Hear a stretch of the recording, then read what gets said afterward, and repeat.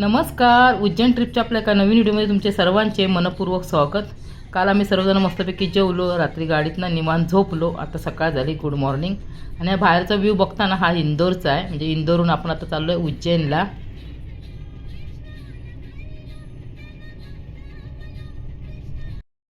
आता आम्ही ना उज्जैनला पोहोचलो, सकाळचे 8:15 वाजलेत। आणि आता आमचं ना टाईम टेबलच चेंज झालं, म्हणजे काल आम्ही इकडे येणार होतो तर आज येतो आहे, म्हणजे 24 तास आमचे ना वेस्टच गेले। म्हणजे आम्ही ना खूप काही ठरवलेलं पण घडलं भलतं, जाऊन देत। आणि इकडे ना बाजूलाच ना गेस्ट हाऊस आहे, तिथे ना आम्ही रूम बुक केल्यात 1 तासासाठी, म्हणजे फ्रेश वगैरे होणार आणि लगेच ना देवदर्शनासाठी निघणार आहोत। म्हणजे सगळं देवदर्शन फिरणे सगळं आपलं आता घाईगडबडीतच होणार आहे। जाऊन दे, होतं कधी कधी असं।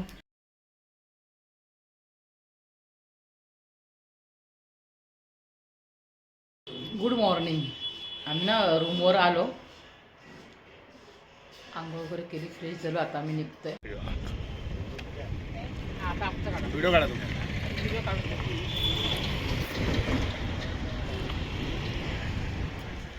जय महाकाल, हर हर महादेव। देवांचे देव महादेव, फायनली आम्ही पोचलो उज्जैन नगरीत महाकालचं दर्शन घ्यायला। खूप वर्षापासून माझी ना इच्छा आणि स्वप्न पण होतं की उज्जैनला जायचं, महाकालचं दर्शन घ्यायला। शेवटी ते आज ना पूर्ण होते आणि विश्वास वाटत नाही की मी उज्जैनला आले। चला आज आपण महाकालचं दर्शन घेऊया। आज बघा सगळेजण ना फोटो व्हिडिओ काढतात, काल ना कोणाचा मूड नव्हता त्यामुळे कोणीच फोटो नाही काढले। म्हणजे आमचा कालचा दिवस ना खूप त्रासदायक आणि कंटाळवाना गेला, पण आज बघा सगळेजण कालचं सगळं विसरून ना छान फ्रेश झालेत आणि सगळ्यांच्या चेहऱ्यावर पण बघा खूप आनंद दिसतोय।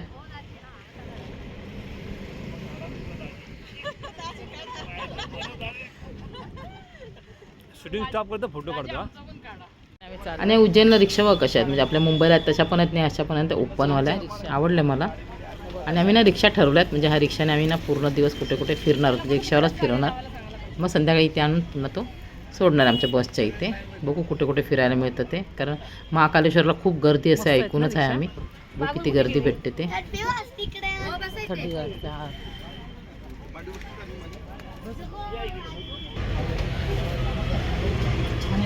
तिकडे बस, इथे बस, हा बस त्याला तिथे बसू। हा बसून बसून बसलो रिक्षात। शिवांश बसला, शिवांश। आपल्या गाडीत किती जण आहेत बघा बरं का। आपल्या गाडीत एक आहे, आपण 5 आणि आपण 5 तुम्ही आणि दोन छोटे सगळे, 2 छोटे, छोट्यांचा नाही विषय। हा मग आपण 5 आहे। आता आम्ही ना सर्वजण रिक्षाने निघालो महाकालचं दर्शन घ्यायला। आणि त्या दर्शनाबद्दल ऐकून आहे VIP दर्शनाने 2-3 तास लागतात आणि नॉर्मल लाईनला ना 5-6 तास। बघू आम्हाला दर्शन केव्हा भेटतं ते। आणि आमच्या रिक्षाने ना आम्हाला ना हे बघा इकडे मंदिराच्या बाहेर गेट आहे तिथे आणून सोडलं आहे। इकडे आल्यावर सगळेजण डोक्याला गंध लावून घेतात, मला पण खूप आवडतं, मी पण लावून घेणार आहे। आणि इकडे ना मंदिराचा गेट आहे बघा, इथून आतमध्ये जायचं आणि खूप लांब, म्हणजे चालत जावं लागणार मंदिरापर्यंत। तुमचं लावलं मस्त वाटतं।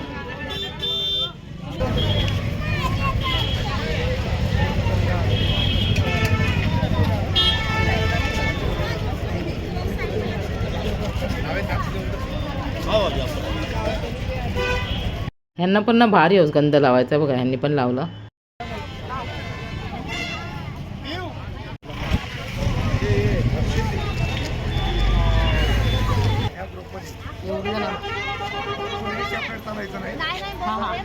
हा सगळ्यांनी एकत्र हरवले तरी नरसिंह घाटला यायचं, तिथं कोणाला पण विचारायचं तिथं जावे। नाही ह्यांचा कोणाच तरी नंबर द्या ना। हा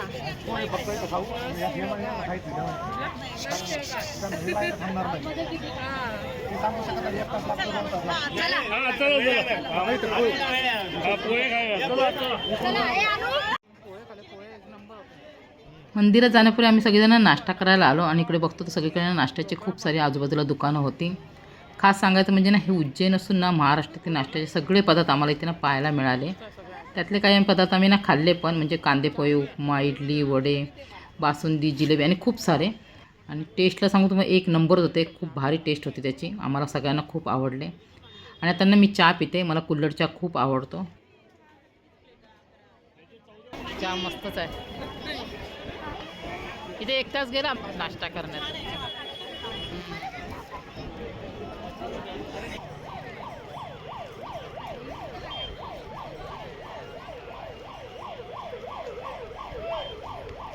चला उठी घेतली, आम्ही चाललोय। महाकालेश्वर हे ना जागृत देवस्थान आहे. रोज ना लाखो भाविक आहे ना वेगवेगळ्या राज्यातून इथे दर्शनाला येतात आणि आज पण बघा किती गर्दी आहे.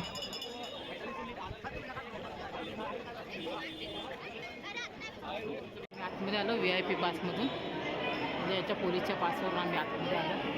खूप लाईन आहे, 4-5 तास लागणार बोलतात. ही सगळी VIP लाईनच आहे.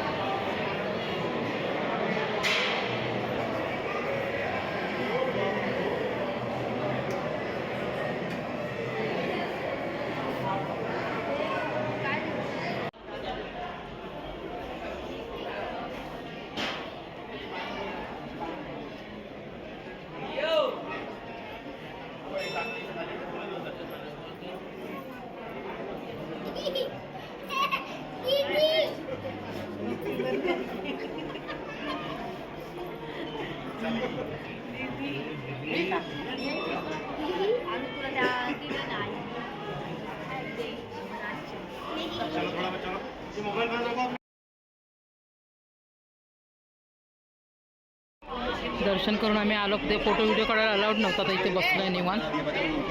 इथे पण ना खूप गर्दी असल्यामुळे इथे जास्त वेळ आम्हाला बसायला दिलं नाही. ते बोले मंदिराच्या बाहेर जा आणि तिथे तुम्ही निवांत बसा.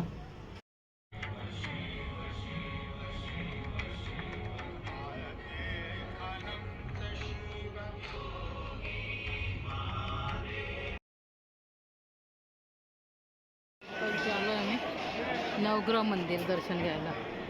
खूप घाईघाईत आणि पटापट होतं गर्दी असल्यामुळे. हे बघा इथे ना नवग्रहाच्या 9 पिंड आहेत. कोणाला नवग्रहाची पूजा करायची असेल ना तिथे पंडितना पूजा करून देतात.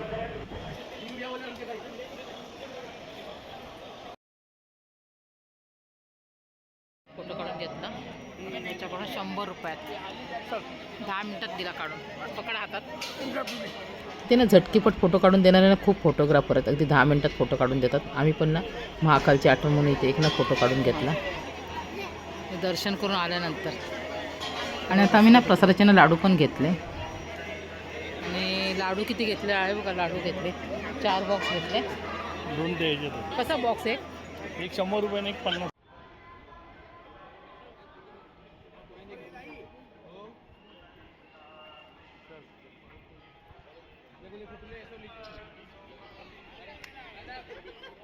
चला आता मी चाललो दर्शन घेऊन. आता बघू दुसऱ्या मंदिरात. बुलाव आलेला, आम्ही आलो. वाटलं नव्हतं आम्ही इकडे येऊ. एवढा खडतर प्रवास करून आम्ही आलो, पण आम्हाला ना छान महाकालचं दर्शन झालं. VIP लाईनमुळे ना आम्हाला 2 ते 2.5 तासच लागले. आम्हा बायकांना ना खूप काही खरेदी करायचं होतं, पण वेळ नाही. आणि पुरुष मंडळी पण घाई करतात दुसऱ्या मंदिरात जाण्यासाठी. तरी पण आम्ही ना बांगड्या आणि ना 1-2 वस्तू घेतल्या. शिव जी मिट्टी मार मार कर दब गए थे. शिव जी ने अपने मस्तक का पसीना इस जगह धरती पर गिरा. धरती के 2 भाग हुए. गर्भगृह में से इनका जन्म हुआ. इसीलिए इनको शिव पुत्र भी कहते और धरती पुत्र भी कहते. धरती पुत्र इसलिए कहते, आपने कहीं धरती माता का मंदिर देखा कहीं पर? धरती माता जो इनकी माता श्री है, माता धरती का मंदिर आपको अंदर देखने को मिलेगा राइट साइड में. और आप उसी के दर्शन भी कर पाओगे. उनके एक परिक्रमा लगाने से आपकी यात्रा मंगल होगी. अपने कार्य मंगल होगे. रुका हुए कार्य की प्राप्ति भी आपकी यही से होगी.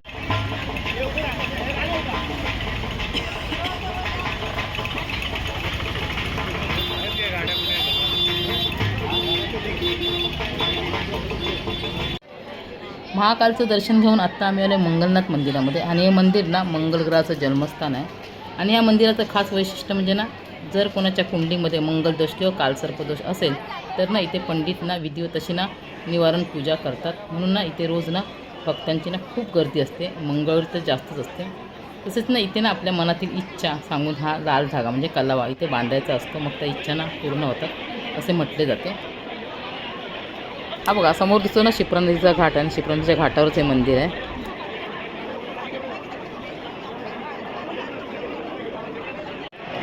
मंगलनाथ मंदिर. पुरातन एक कथा आहे म्हणजे मंगल माता पृथ्वी आणि पृथ्वीला नाव दिलं आहे भुवनेश्वरी माता आणि भुवनेश्वरी मातेचं ना मंदिर आहे आणि या मंदिराभोवती ना एक प्रदक्षिणा घातली ना म्हणजे परिभ्रमणा का आपली मनोकामना आणि इच्छा पूर्ण होते आणि आपल्याला मातेचा आशीर्वाद पण मिळतो.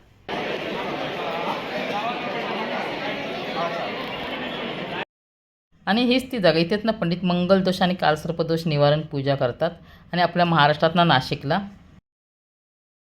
इकडे सगळं दर्शन होईपर्यंत ना संध्याकाळ झाली. आता पुन्हा आम्ही रिक्षाने चाललो कालभैरव मंदिरात. पुढे पण आमची रिक्षा.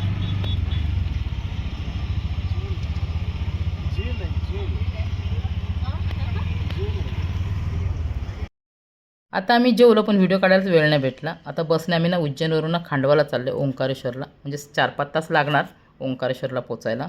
कालभैरव दर्शन सर्वांनी घेतलं फक्त आम्हाला 4-5 जणांनाच मंदिरात जायला जमलं नाही कारण खूप गर्दी होती जशी लालबागच्या राजाला असते ना तशीच. त्यामुळे आमची ना हिंमतच नाही झाली मंदिरात जायची.